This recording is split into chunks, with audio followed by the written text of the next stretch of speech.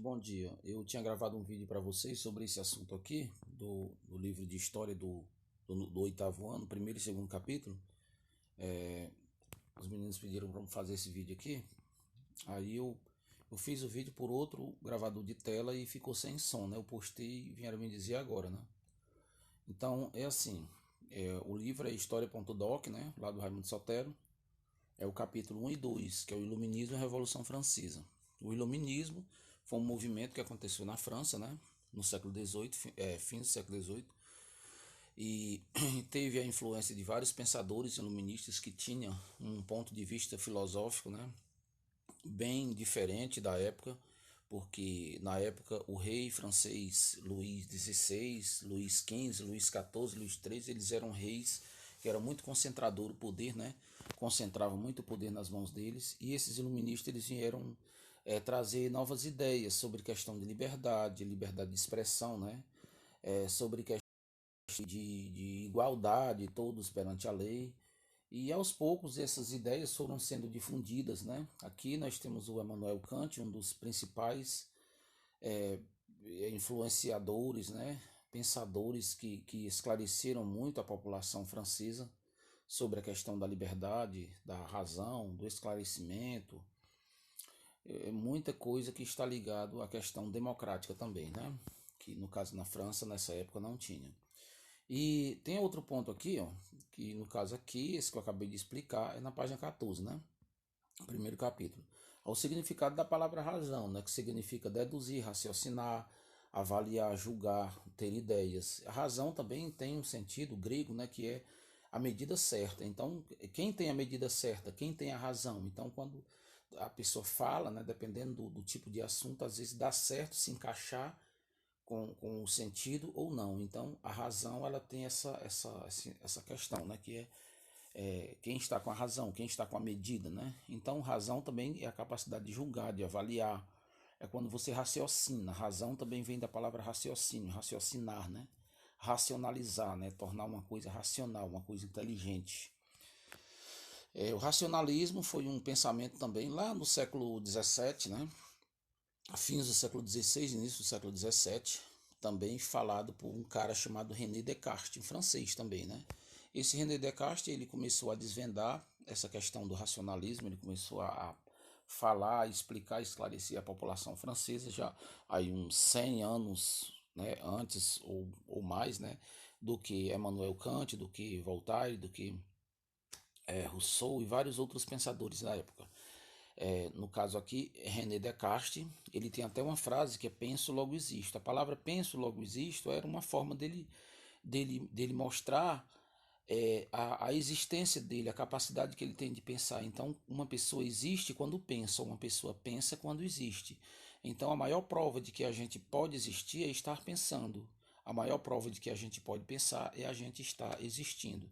E ele dizia que a gente, para poder entender as coisas, a gente tem que duvidar, a gente tem que procurar fazer experiências para a gente poder ter certeza que aquela coisa é uma coisa real, é uma verdade. É porque essa época em que ele vivia era uma época em que o que falava mais alto era a religião. Então as pessoas não procuravam muito entender as coisas.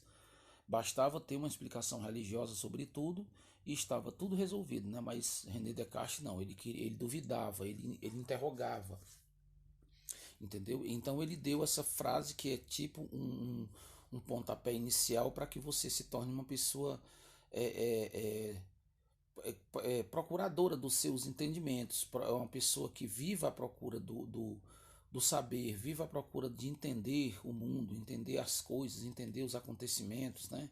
Entender os fenômenos, né? Entender a política e várias outras coisas, né? É, nós temos aqui também, gente, o século XVIII, né, ele foi conhecido como o século das luzes, né, na França, porque teve o movimento iluminista feito por vários pensadores franceses. Nós temos aqui um símbolo do iluminismo, que é a enciclopédia. A enciclopédia, gente, foi um livro, né? Vários livros, foram 32 livros feitos e colocado palavras, conceitos sobre determinadas coisas da época, sobre república, sobre democracia, sobre liberdade, sobre justiça, sobre igualdade, muitas coisas em que o iluminismo pregava e que, consequentemente, os iluministas vieram influenciar com a ideia de Revolução Francesa, né? A Revolução Francesa ela foi toda embasada no iluminismo e também a proclamação da República dos Estados Unidos. Proclamação da independência dos Estados Unidos foi baseada também no iluminismo, ou seja, o iluminismo, os iluministas, as ideias iluministas influenciaram também a proclamação da independência norte-americana. Então, a enciclopédia seria a junção de todas essas ideias, de muitos conceitos que eram utilizados na França dentro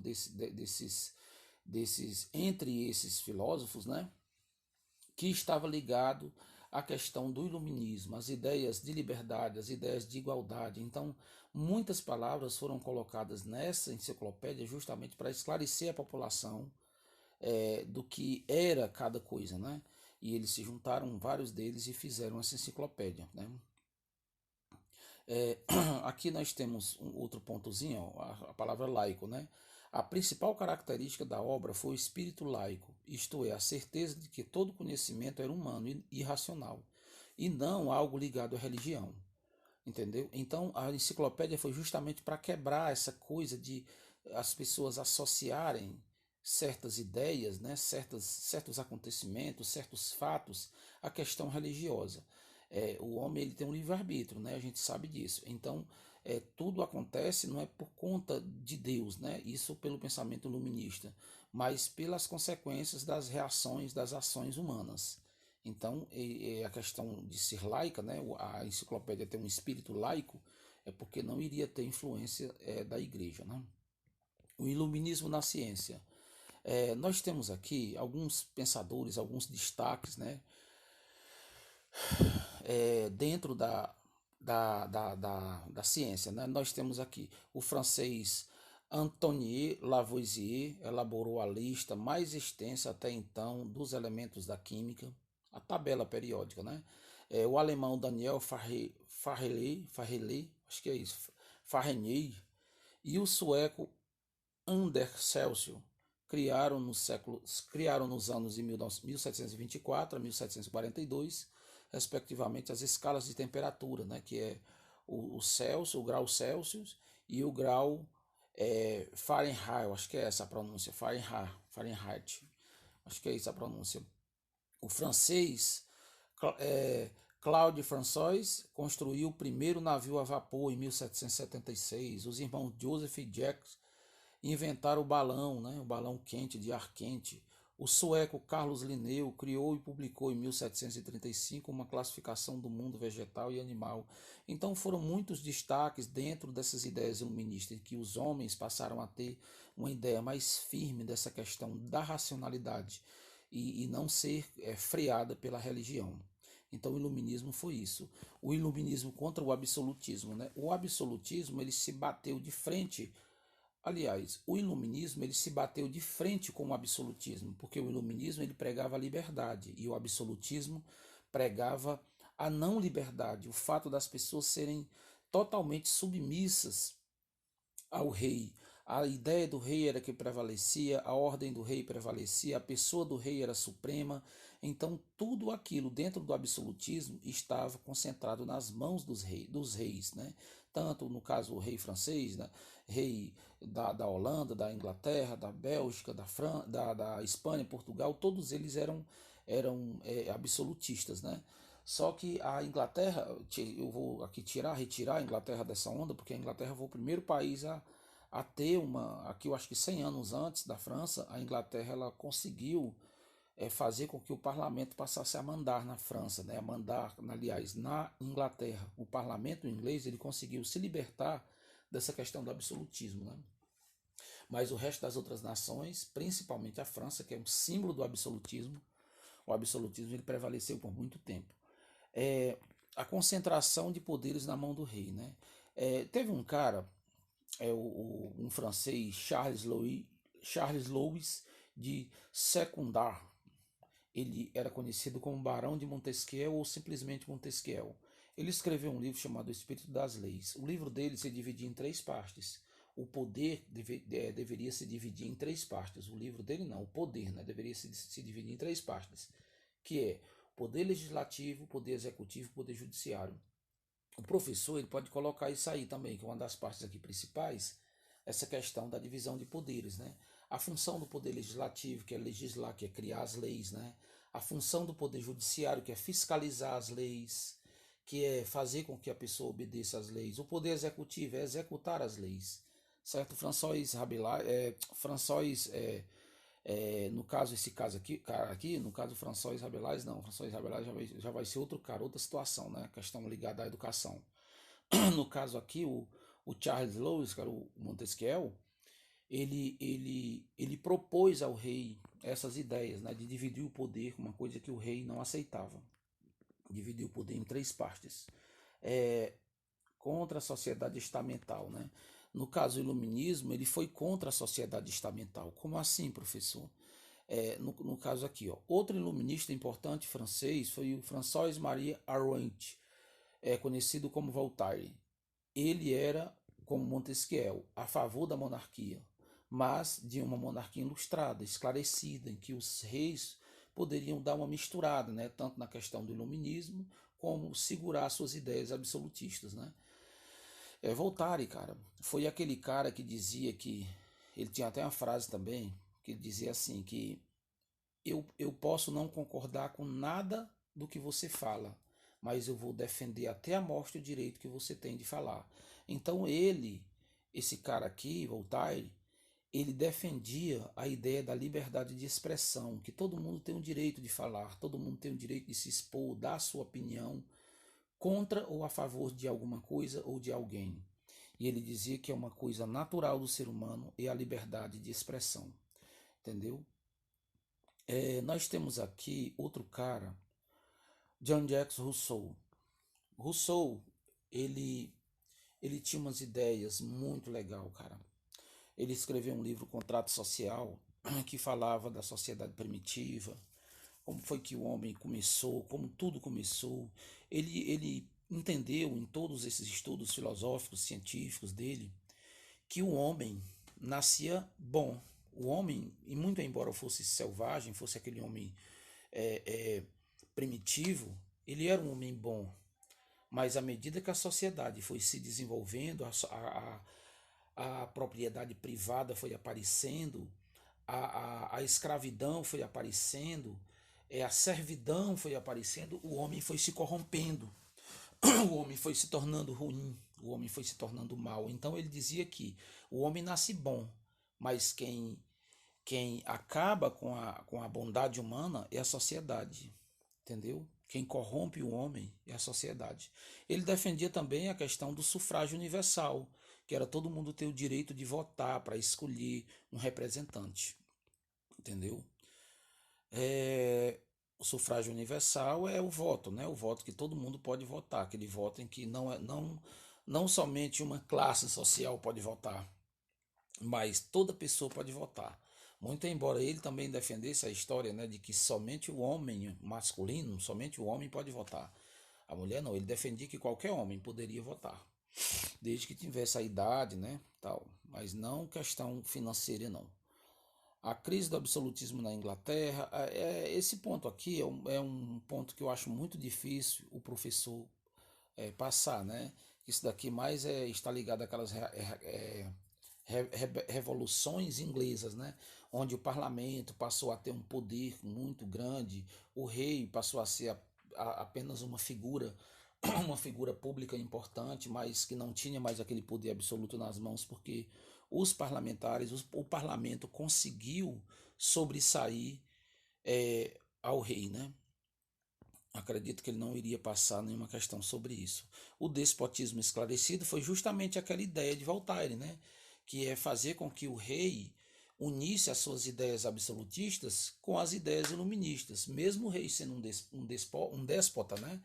Despotismo vem da palavra déspota, né? Déspota significa tirano, aquele tirano, um rei absoluto, um rei ditador, aquele rei que manda em tudo, né? Então, o déspota esclarecido é aquele cara que governa de forma absolutista, mas ele tem umas ideias iluministas que estão ligadas à liberdade, à igualdade, essa coisa. Muito embora seja uma coisa muito assim discreta, certo? É, deixa eu olhar aqui mais um ponto importante que a gente poderia ver. Eu acho que a gente já vai lá para a Revolução Francesa, né?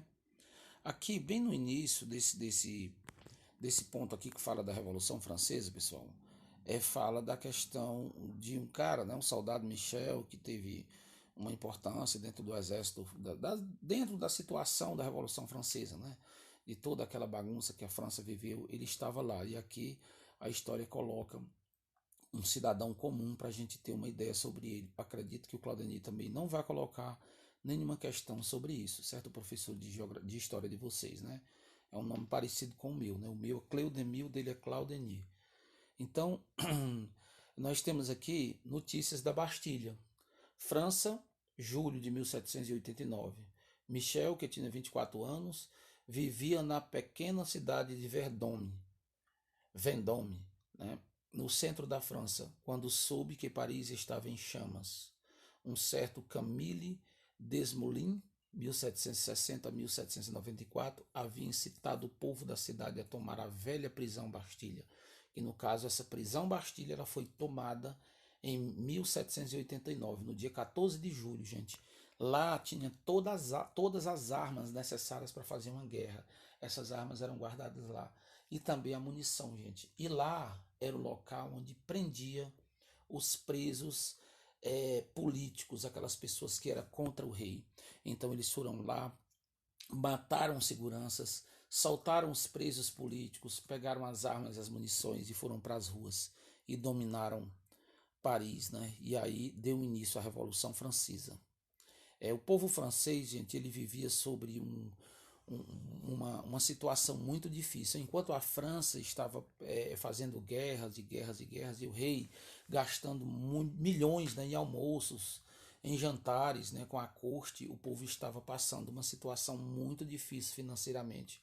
O povo estava empobrecendo, o pão encareceu, a população somente trabalhava e pagava os impostos, enquanto a nobreza e o clero apenas recebia, no caso o clero, os dízimos e ofertas, e os nobres, a nobreza, recebia os impostos, que era dado pelo uso das suas terras gigantescas, que estava distribuído nas mãos dos pequenos produtores, dos pequenos camponeses que viviam plantando e pagando impostos altíssimos pelo uso dessa terra. Olha aqui esse ponto aqui. O rei da França, Luís XVI, e a nobreza e o clero entraram em pânico. Nas principais cidades, o povo se mobilizou contra eles, exigindo melhores condições de vida, comida e participação política. Na zona rural, os camponeses saquearam propriedades, incendiaram castelos e mataram nobres.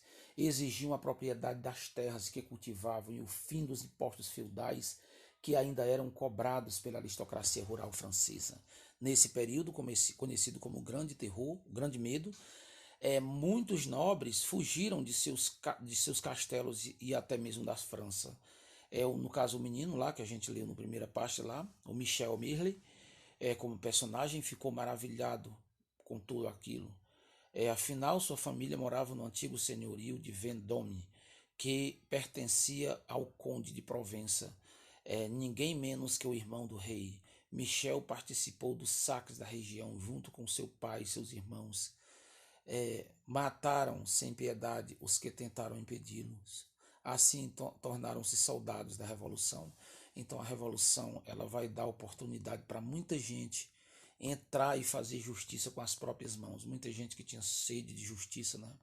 Aqui nós temos a burguesia desafia o rei. Tudo começou em janeiro de 1789, quando o rei Luís XVI, percebendo que o tesouro estava quase falido, ele resolveu fazer uma reforma tributária e aumentar os impostos da população. Não se tratava de uma Assembleia Popular, claro, mas a Assembleia dos Estados Gerais.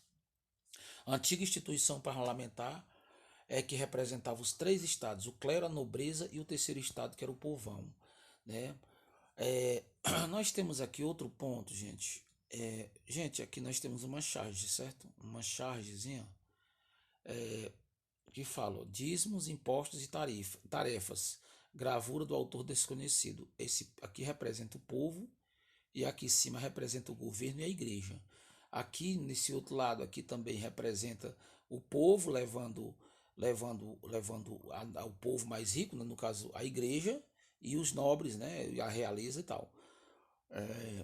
Aqui, como assim falida, como assim quase falida, a corte de Versalhes consumiu fortunas para sustentar o modo de vida desse povo, né, que era muita comida, muita bebida, enquanto o povo passava fome. O quadro, que já era desolador, encontrava ainda mais com a série de más colheitas, deixando o povo cada vez mais pobre, né? Luís XVI convocou os Estados Gerais para tentar impor ao clero e à nobreza a obrigação de contribuir para o tesouro monárquico. Antes de 1787, tinha convocado uma assembleia composta apenas por padres e nobres para tentar seu ministro pagar impostos. Cadê? Deixa eu ler aqui. Tinha convocado uma assembleia composta apenas por padres e nobres para tentar convencê-los a pagar impostos. Nobres e clérigos não aceitaram.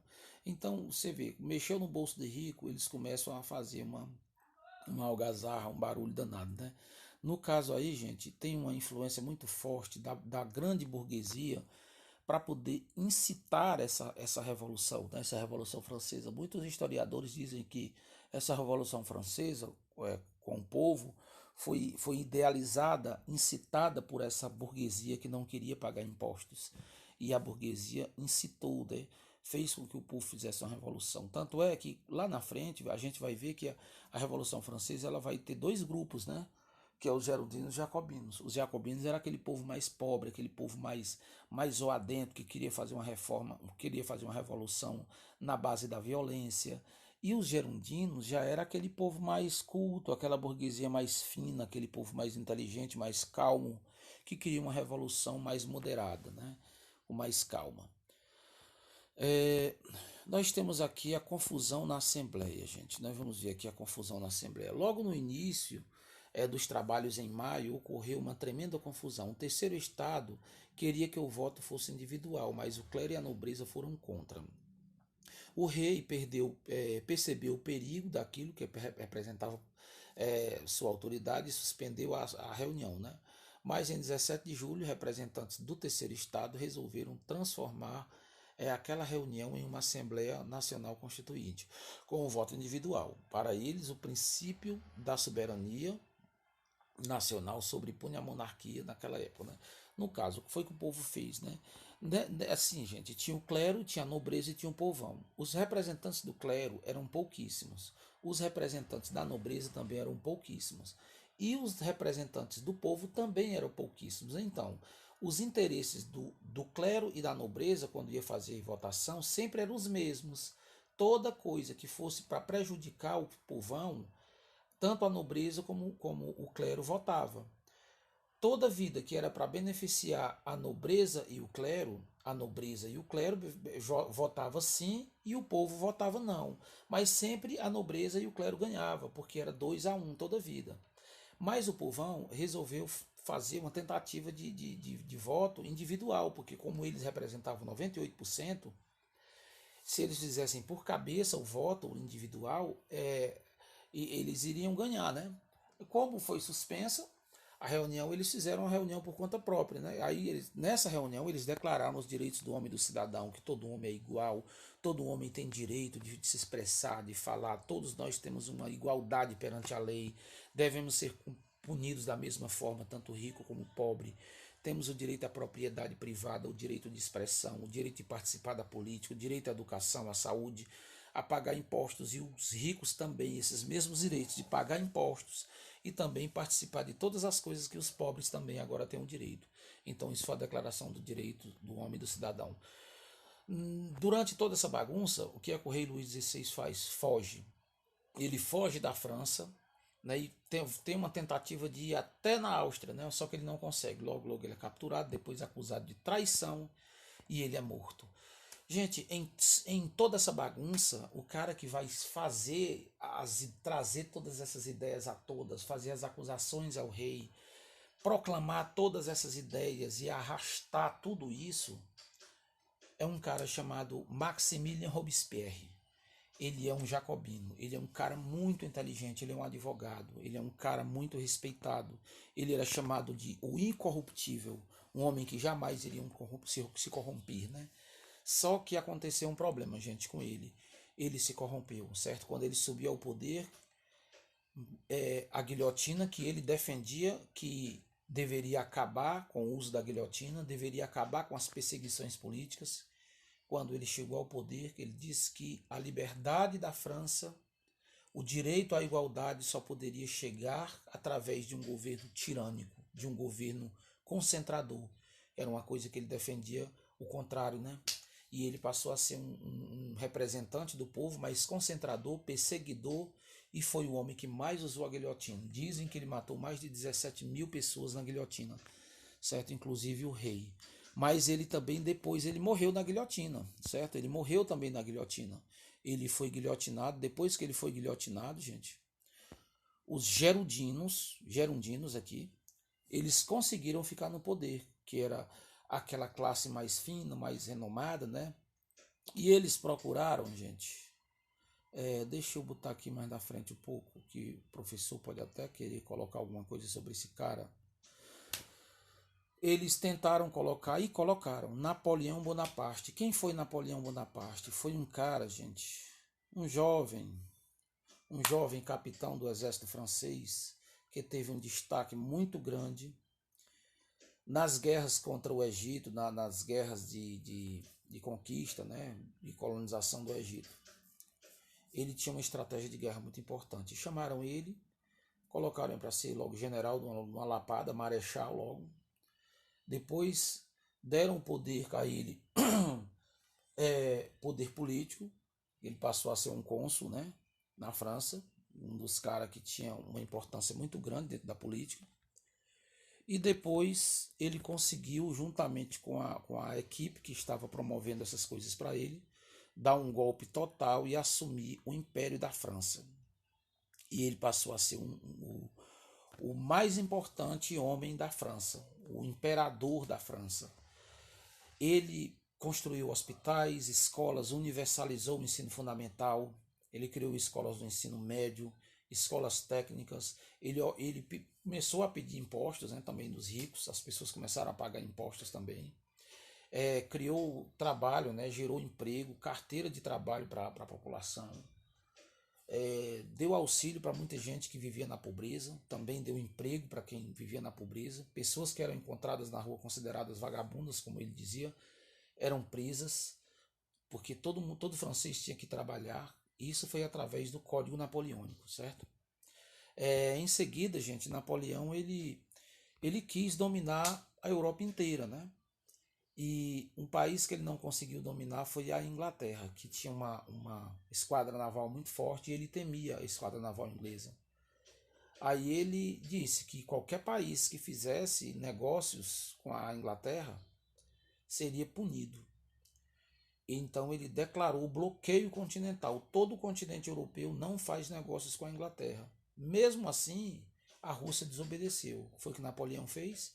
Pegou seu exército, 600 mil homens, foram para a Rússia.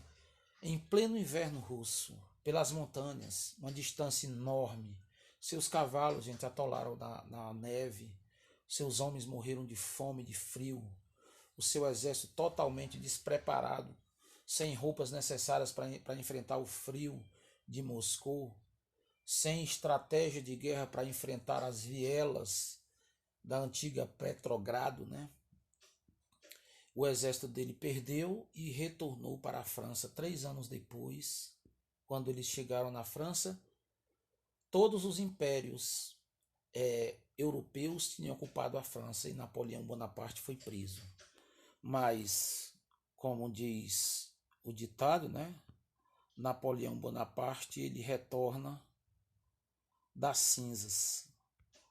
Napoleão renasce das cinzas e volta com um exército e toma o poder de novo na França, passa 100 dias governando a França, mas em seguida é preso de novo, levado para a ilha de Santa Helena, através do Congresso de Viena, é feito toda uma punição para Napoleão, para acabar com essa história de Revolução Francesa. Os representantes dessa revolução, todo mundo que estava a favor dessa revolução foi preso. Foi declarado nesse Congresso de Viena que nenhum país poderia mais ninguém perseguir ninguém, matar ninguém, nenhum país poderia mais ocupar nenhum outro país. Aí nessa época, muitos países que tinham colônias, inclusive aqui na América, né, eles passaram a libertar a população por conta do Congresso de Viena. O Congresso de Viena foi importante porque declarou que todo mundo tinha direito à liberdade, ninguém era para estar invadindo o país de ninguém, como Napoleão fez, né? Aí Napoleão foi exilado na ilha de Elba, e lá em 1821 Napoleão Bonaparte morre, provavelmente de tuberculose, certo? Então, gente, foi essa a revisão de vocês, tá aí 20 minutinhos, viu? Eu agradeço aí, aliás, 30 minutinhos, viu, gente, de revisão. Assistam pelo menos uma parte do vídeo, quem sabe não dá certo, né? E valeu.